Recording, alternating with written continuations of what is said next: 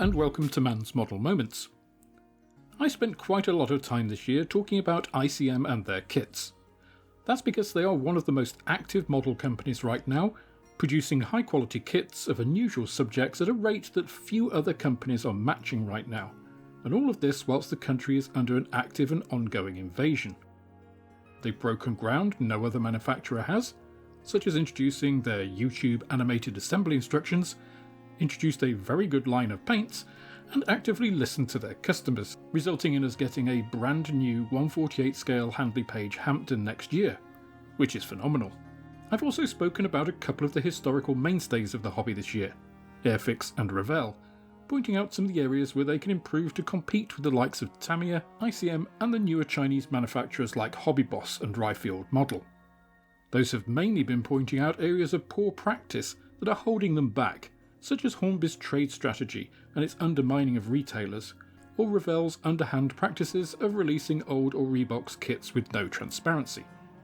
Today, however, I want to take a look at ICM and give a few areas where I think they can continue to innovate and improve. I've given some of my opinions and insights as both a modeler and a business person to Airfix and Revell. I'm now going to do the same for ICM, and we'll see which, if any, of them take notice. I will also say that as a business consultant, I would normally charge a lot of money for these sorts of things, money that businesses are usually happy to pay because they understand that getting things right quickly in the 21st century marketplace is the difference between survival or bankruptcy, and independent consultants can provide an external view that they just can't get internally. So this isn't just a set of ramblings by some random internet modeler with no understanding of business or the market. All of that said, let's get to looking at ICM and see how we can polish this diamond to even greater luster. ICM decals are pretty good. They have good colour density, fine printing and excellent register, but they can be tricky to use. If we're talking about how to make ICM kits the best in the world, one small improvement would be to make these even better. If ICM had the cartograph decals that Airfix have, for example, I think they'd have the single best combination of detail, plastic and decals in the world.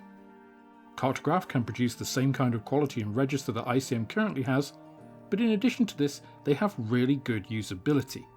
Now it's a small thing, and the cost may be prohibitive, but that's why it's the first entry into this list. It would be wonderful, and in a perfect world, that's what I'd want.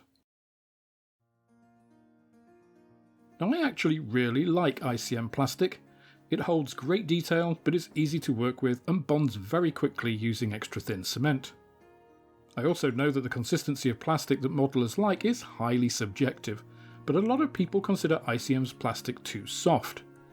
Tamiya is usually cited as having the perfect plastic consistency, the ideal balance between its ability to hold detail and yet be workable and bond easily. Now if ICM were to make their plastic just a little harder, just a tad, to bring it more up to the same sort of consistency as Tamiya, that may make it appeal more to the Tamiya standard builders out there. I've had people in the shop making these sorts of comments about ICM, that they make lovely kits but they don't like the plastic. People have said the same thing about Airfix too, and whilst I personally don't feel that, if the plastic were a little harder it also wouldn't make me change my opinion about ICM. As such, it's probably a good move if it's possible to do easily, because it would broaden their kit's appeal to more modelers. ICM paint sets are a great idea, especially given how cost effective and competitive they are compared to many other sets out there, being about half the price of an equivalent Vallejo or AK set. The problem here comes in a point I'm going to make shortly, and that is the actual colour choices given are perhaps not ideal. When you buy an AK set for Luftwaffe fighters, you know AK have spent time researching the colours and matching them, whereas an ICM paint set is chosen as their best approximation. That's not a bad thing, but the problem comes in that some of the choices are not the best approximations available. Take their RAF colours for example. The colours are 1054 Chocolate for Dark Earth, 1069 Extra Dark Green for Dark Green, 1037 Dark Grey for Ocean Grey, and 1032 Blue Grey for Sky. Now 1052 is way too dark for Dark Earth, without even considering scale effect, with a better match being 1062 British Khaki. 1069 is actually an excellent match for RAF dark green, but that means that with the chocolate being so dark, you lose the normal contrast between the main camo colours, making it just look wrong. 1037 dark grey is both too dark and without the distinctive bluish tinge of ocean grey, with 1075 being a much better match. 1032 blue grey isn't even in the same ballpark as Sky, with 1074 pale blue being much better matches depending on what kind of colour you prefer. RAF Sky was notoriously variable after all. My point here is not that ICM paint sets are bad, they're a great idea as I mentioned, nor that they don't have decent matches for historical colours in their range, merely that the colour matching between the two is a little bit off, resulting in sets that are less than ideal. This is, however, a super easy fix. It just means changing the colours they're recommending and providing in each set. Now I know this seems like an odd thing to request of a Ukrainian manufacturer right now, and maybe a bitter pill to swallow, but when I say Russian I am really referring to ex-Soviet subjects. The Ukraine was actually responsible for the manufacture of a lot of key Soviet military assets, and I don't think that ICM should let the current Russian regime undermine that heritage. In addition, the country still operates a lot of ex-Soviet equipment. T-72s, Sukhois, MiG-29s, BMPs and so on. ICM used to have a lot more of these subjects in their inventory. The Su-27 is a great example, but them not having these now means that the most accurate examples of these subjects are often from Zvezda, leaving modelers with a difficult choice of either buying from a Russian manufacturer, getting something less accurate, or not building the subject at all. I would love to see a new tool Su-27 flanker or Su-24 in Ukrainian colours from ICM in both 1/72 and 1/48 scale, as well as T-72s, BMPs and other Ukrainian service vehicles from the Soviet era. I think these would be well received by the modelling community and be a subtle nose-thumbing to the Russian manufacturers to boot. There are also many World War II Soviet subjects that ICM has made or could make that are not readily available as well. The Lag and Yak fighter series, Tupolev bombers and so on are just some examples. Many of these are unusual designs which would fit nicely in ICM's wheelhouse without any of the connotations of the modern Russian leadership. ICM have some really good subject matter choices, but some of these are older kits. Their Bf-109 is quite a good example, as is their MiG-29 Ghost of Kiev.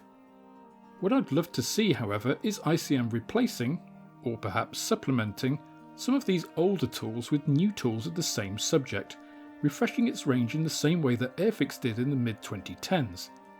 I think now that ICM is a more well-known and respected brand, their offerings of more popular subjects like the Bf-109 might get a bit more traction than their initial releases, and having both old and new kits available allows the modeler that choice.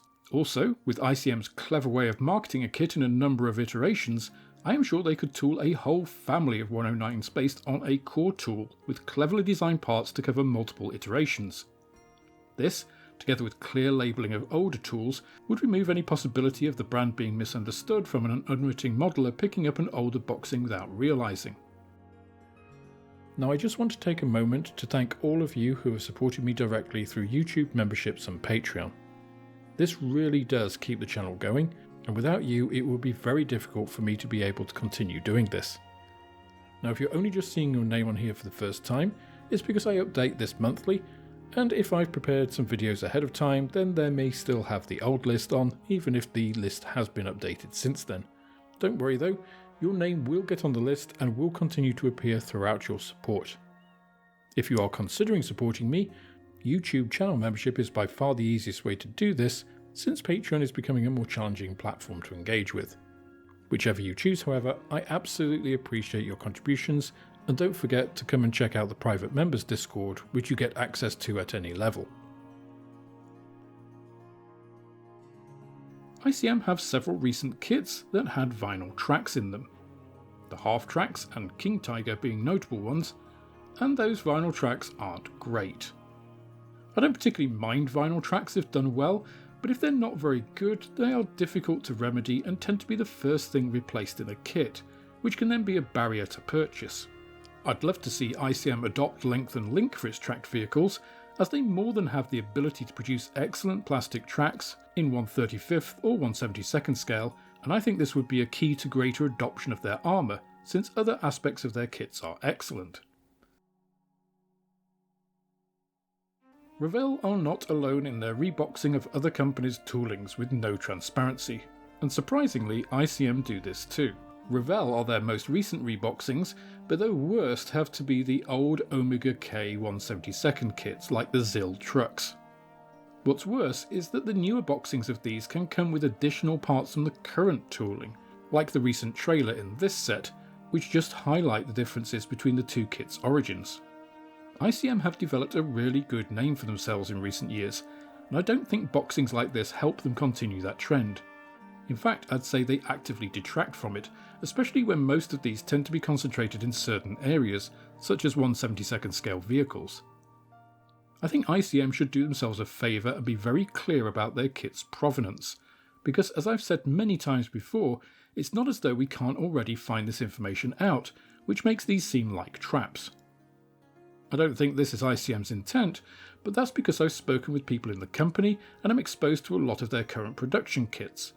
Modelers just coming across the brand elsewhere may not have that established view of them, and if they think a 1997 Omega K tooling of a ZIL is representative of them as a company, they're probably never going to think of them favourably.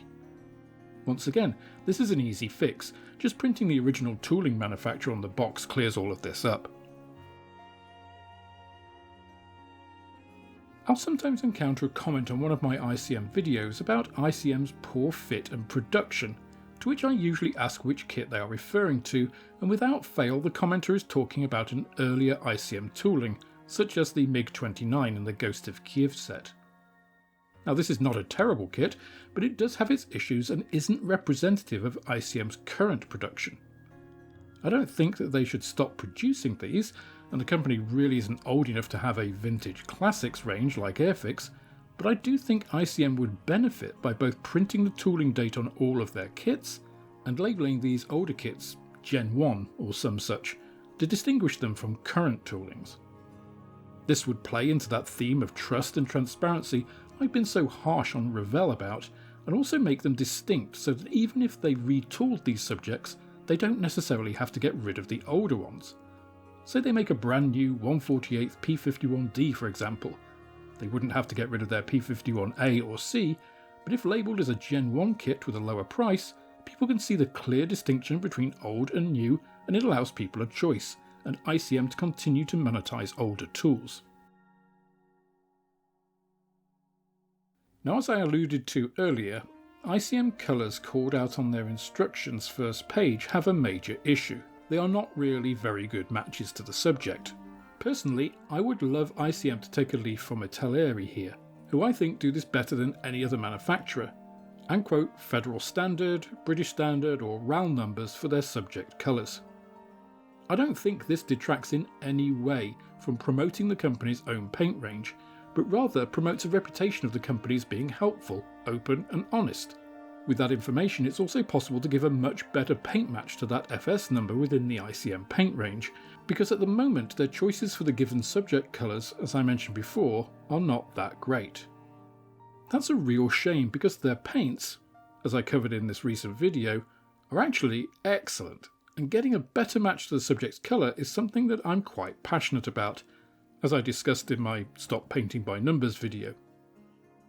Giving a modeller a better hand up in the world of colour matching and painting using their range would be a great boost for their paint range too, since a negative experience is always more memorable than a positive one.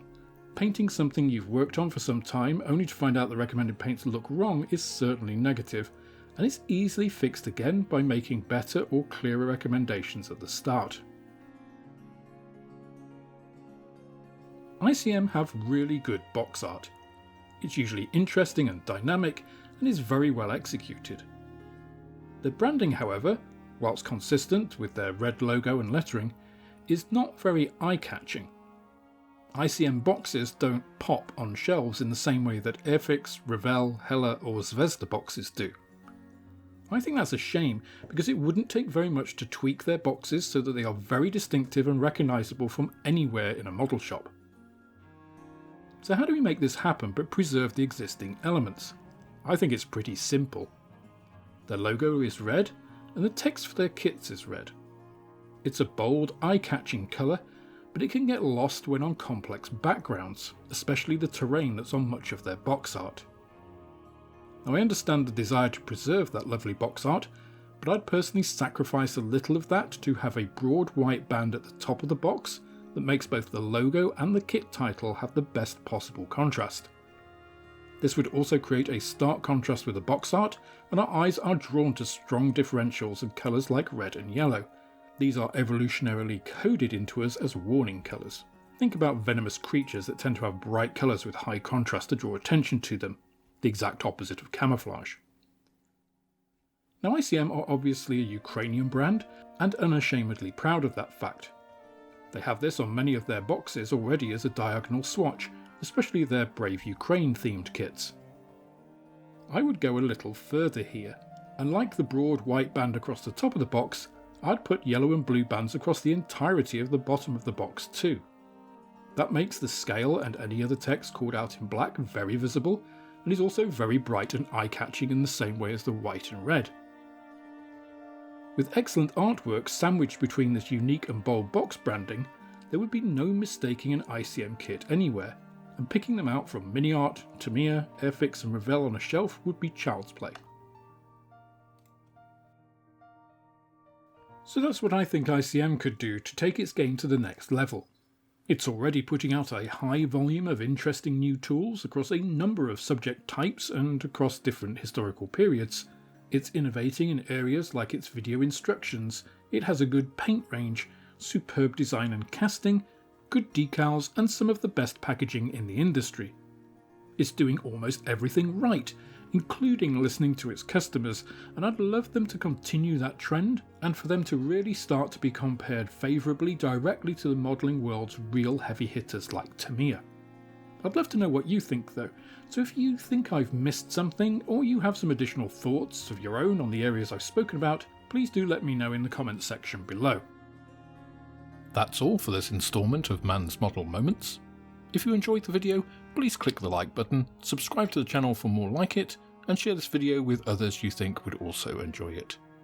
You can also follow me on Instagram, Twitter and Facebook, and if you're feeling generous then I also have a Patreon, which is absolutely the best way of helping me to grow the channel and produce more content like this. With that, I hope you have plenty of modelling moments of your own, and I look forward to welcoming you on the next video.